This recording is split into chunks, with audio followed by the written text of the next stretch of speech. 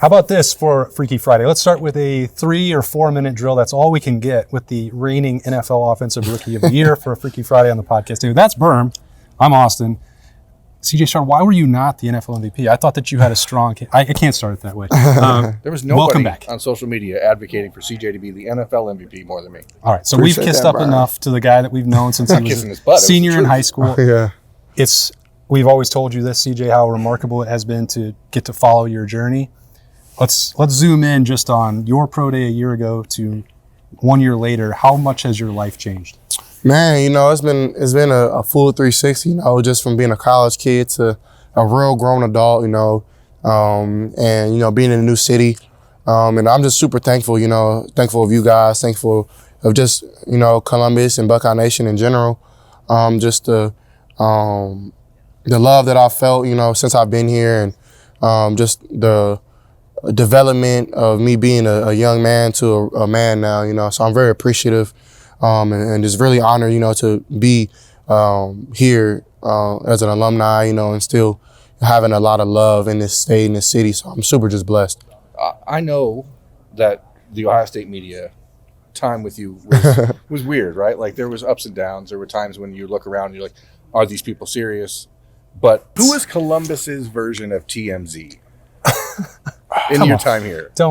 Don't make CJ jealous. I want you to throw people under the bus. You're not going to throw nobody on the bus, but I don't think – I've never really had anything go on up here. But you just never left this building. Yeah, I was always here working, man, trying to get to where I'm at now. But no, man, you turned the social media off too, so – And I do now. I literally don't be on there.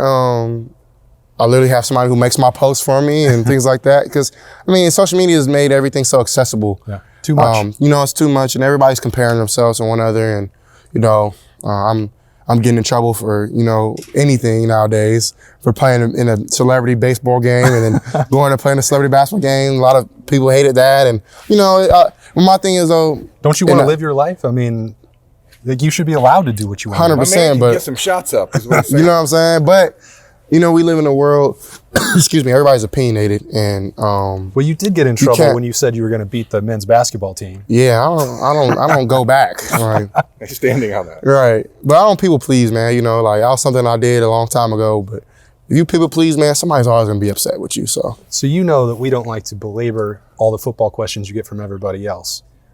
We saw, you got to go to those cool white parties. Mm-hmm. You're doing the stuff like you're talking about with celebrity basketball, softball games.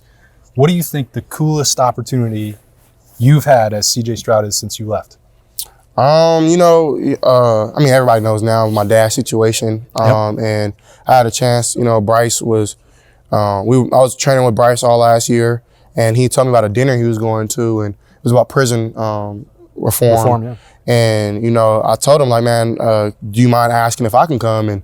And Ruben, who I didn't know well at the time, was like, yeah, man, he's more than welcome. So I came and I met Ruben. I've met Ruben before that, but we really got close that day. Mm-hmm. They got to hear my story. I met Kim Kardashian.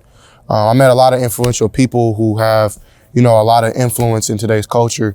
And I was able to, meet those people and create real bonds and relationships. And, those are people I still, Ruben is one of my best friends to this day. And the reason I appreciate our relationship is because it's so genuine, and it started from a root of, trying to make the world a better place. And so that was probably the coolest thing I've got to do, man, was go to that dinner and meet Ruben, meet Kim. And they've been amazing in my life and helped me in tremendous ways. You get to the point where you're just calling her Kim. That's first name basis. That's a little bit. We're all normal, regular people, I'm going to ask you a football question. Oh, come on, Berm. Because I have to. You won a playoff game as a rookie. That's pretty awesome. You had week after week of final drive type games in the NFL, which growing up playing football, I can't imagine how crazy it is to go from playing in Rancho Cucamonga to that. Yeah. What was the best on-field moment for you as a rookie? Now, don't say beating the Bengals, because Joe wasn't playing, so it doesn't count. Joe did play. He did play. Oh, no. I forgot. Yeah, he had a good game, too. He had a really game. Threw for 300 yards, 2 touchdowns. He had a good game. Wasn't enough. No, I had a lot of respect for Joe, man. But I think it was one of the 10 best games in the NFL. It came down. I threw a stupid pick at the end, so I made it interesting. But hey, we won, so we'll take it. Most fun all moment, probably the Browns game, man. That playoff game, just to be honest, and I've said this before, I'm not used to not playing in front of a packed crowd. Yeah. We're spoiled here. That first game against Indy, we lost to Baltimore week 1, and we came and played Indy week 2, and we didn't play well, and was not a lot of people there. And we played Jags week 3, and we played really well. And then we played week 4 against the Steelers, and it was like 50% Steelers fans. We almost had to go. Probably more than 50. Yeah, and I was like, man, like we gotta change this. But at the same time, you have to like look yourself in the mirror, like, man, the Texans weren't great for a long time. Like, this is just what they know, you know. So we have to change the narrative around here. So You did. The Browns game, man, like, bro, it was lit. I ain't gonna lie, like, no disrespect to the shoe, it was more cracking than the shoe that day, bro. It was going crazy. They did a light show. And don't get me wrong, the shoe was it was probably just as loud as the shoe. But, you know, playing like in NRG and playing in the shoe, 2 great stadiums, man. Like, if you've never been, come to the game. If you put a roof over the shoe, it'd be just as loud as It'd probably be louder. Okay. All right. I missed the shoe. See, we promised that we would keep it tight with CJ. He's been doing. Keep going. Let's keep going. Okay. What's the word? Well, I will. Byrne brought it up, like thinking back to Rancho Cucamonga, and I think about these moments all the time, like because of watching your career develop. And we went out to your walkthrough before your playoff game, and you had teammates in jeans and walking around, and I couldn't believe that was the level of football that you were coming out of. And like, this is going to be the next Ohio State quarterback. It's like one level after the other. You jumped straight from that, where it's like, I don't know if any of these guys know what they're around or how you got through it or the level of discipline. I know that you appreciate your coaching staff and your teammates there, just like you've done at every step, but that part is even wilder to me, to think about where you came from there, setting aside everything else about your journey, but like that development, the way it happened here, and now to the NFL. I mean, how often can you allow yourself to think about that, what you came from, and how you made it to this level? That's a great question. I mean, a lot of people don't ask me that because a lot of people didn't come to my high school like y'all did, so I appreciate y'all even giving me the platform that day, you know. And I was just a young, skinny kid. I was probably like a $180, you know, like. But you know, that was the start of, you know, just. Honestly, it wasn't even a start, man. The start was a long time before that. Sure. And that was around the time, man, where my focus was as tight as ever. Like, and it's never really changed from that day. Like, I've always, and I didn't, like, don't get me wrong, my teammates had jeans on, and some of them didn't care. Your coach was wearing flip-flops. 100%. And some of them didn't care to be on the field. Some, like, you know what I'm saying? But, like, for me, I knew that this sport could maybe, you know, change my life. And I seen it, you know. Remember the day my life changed, one of them. I remember James Harden got his contract, and somebody broke it down on like Instagram, and it was like he made like $100,000 a second or something crazy. I'm like, man, they paying people money. They're paying a lot of money for us to do stuff that we love to do, and we have talent, God-given talent. So like, I Think about what your second contract's going to be like. Not even putting that to thought. Gotta get there first, man. It ain't just as easy. But all right, my bad. Nah, you're good. Those times though, man, it's the roots of, you know, what people are seeing now. Yeah. You know, everybody sees the big orange tree of these nice oranges on the tree, and it just looks great. But like back then, man, I was still like a little stem. It wasn't even like blossomed yet, and it took time. I had to get watered. I had to be in the sun, you know. And I was coming to Ohio State, going through that process, you know, growing, and then coming to the league and having my growing pains there. So it's just, you know, everything happened for a reason. The one thing you bring up about that, CJ, is like the platform, it wasn't as big then at Rancho Cucamonga as it then became at Ohio State, and maybe now what you have with the NFL and the Texans and the following you have after that first year. The one thing that's been consistent throughout all of that is what you said you always wanted to do with it. I mean, do you feel like the impact is the same if you're telling it to 5 people as you are to 5 million or 50 million, or have you felt a greater sense of responsibility or a greater response to that as you've gone along?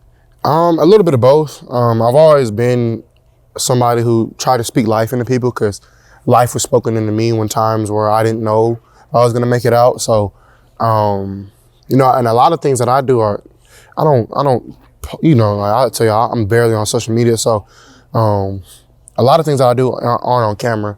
And I like it that way, you know. And the Bible, it says your left hand shouldn't know what your right hand is doing, you know. So I think in a day and age, a lot of people give back just to get, you know, recognition and you know, for people to pat them on the back. But from God, that's not honorable. And for me, I've had plenty of times. I just go up to my old high school and I don't tell nobody I'm going. I just go up there and I throw, and there'll be kids out there, and we'll be on the field for 2 hours, and I'll just talk to them the whole time.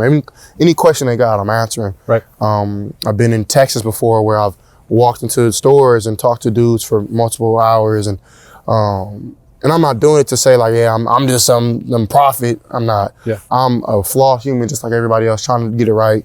But I do have a lot of life experience, and I love to, you know, have good conversation with people. If that's them talking more than I am, or me talking more than them, you know. So for me, you know, it's been a blessing to be able to, you know, be able to give back. Not only, of course, like with Thanksgiving and like Christmas and, you know, these big holidays, but just interaction with people. You know what I'm saying? Mm-hmm. One of my favorite interactions to watch of yours is the way that you and Ryan Day are together. Mm-hmm. Like, you seem to bring out like a different side of him. Yeah. Do you know what I mean? Yeah. How surprising. Think back now, your relationship's gone on for 5 years. Yeah. Like how rewarding is that for you to come back here and be able to have that sort of connection with him? Because it does seem, I'm watching from, you know, we're stuck in the bullpen over there, and you can see Ryan over here joking around, having you on FaceTime with probably RJ or someone else. Like, what does it mean to you to be able to have this to come back to? Because you got a first-year head coach in the NFL who's obviously a great man and a great coach, and D'Amico Ryan. Like, what does it mean to have that relationship with Ryan Day? Because not everyone has that relationship 100%. with a college coach. Especially like in this day and age where, you know, these coaches are being paid a lot of money, and to be honest, some of them start feeling themselves more than, you know what I'm saying, more than they probably should, and they start disrespecting their former players, or, you know, they're not there for them like they said they would. And for me, like, man, Coach Day has always been there for me, you know, like, even when I wasn't playing, and he was really hard on me. Like, he was probably one of the hardest coaches I've ever had in my life. And, you know, I appreciate him because it was real, you know, and it was something that, of course, he wanted to be great himself, and, you know, he wanted to uphold Ohio State standard. At the same time, he wanted the best for me in my career, and he knew being hard on me was the best way to get that done. And, you know, we've had a lot of heartfelt conversations. We've been sitting there in his office crying together. Like, you know what I'm saying? Like, there's a lot of things that people don't know about me and his relationship. And, you know, I think, like you said, people can see it when we interact. You know, it's a lot of love in that relationship, man. And I appreciate him more than he knows. And I know he never takes credit for a lot of my successes, but he has a lot to do with it. And just like Coach Dennis does, Coach Fitch, Hart, you know, Coach Alfred, Coach Stud, Coach Fry, Coach Mick, for sure, all the strength staff, like everybody, man, has been in the Woody and poured their lives into me. Man, they have everything to do with my success, you know. So, man, it's just a blessing to be able to, you know, have a relationship like that with these people. I've got one more thing, and then it's up to him. All right. Oh, it's up to this guy. He's the rookie of the year. Quarterback from California, came to Ohio, back and forth at the last minute between Ohio State and Georgia and all the other. There's a quarterback in here now, a freshman from California, who spent 2 weeks at Alabama. Have you had a chance to – did you know Julian Sayin? Did you get a chance to talk to him on your visit? I mean, have you seen him growing up? No, I haven't. I maybe have. I'm not 100% sure. But, you know, I heard he's really talented, and I'm excited to see what he does, man. You know, he's at the right school if he wants to play a good quarterback. And, you know, I think me, Justin, Dwayne, rest in peace to Dwayne, we've paved the way. Of course, Braxton, JT, Terrell, Cardell. It goes back a little. It goes back to Troy, you know what I'm saying? Cornelius, like all those guys, man.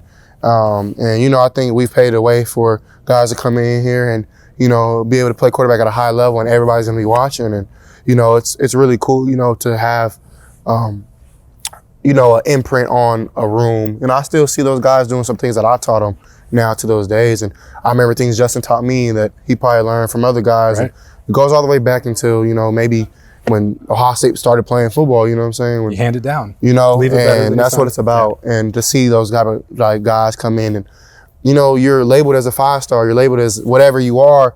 And when you come in here, you're a square one. You're at the bottom pole, and you got to like fit for your life in mat drills and dealing with Coach Mick. Seems like the world is about to end, but that's what builds this brotherhood and makes everything so special.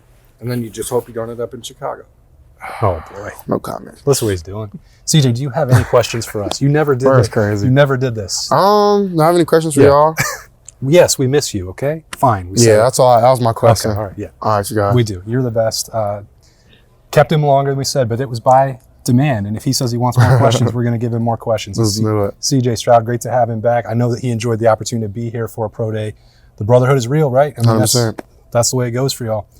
When did you schedule it that you were going to come in and do this? I was already coming before. Once I heard it was on the 20th, I was like, yeah, I'm there. Okay. It was probably like a month ago, excuse me. Crazy year in the life of CJ Stroud, and still gracious enough to give us a little bit of time on the podcast daily for a Freaky Friday interview. Great to catch up with the NFL Rookie of the Year for the 2023 season and the 2024 NFL. He's firm. That's CJ Stroud. I appreciate y'all, we'll talk to y'all man. later. Peace.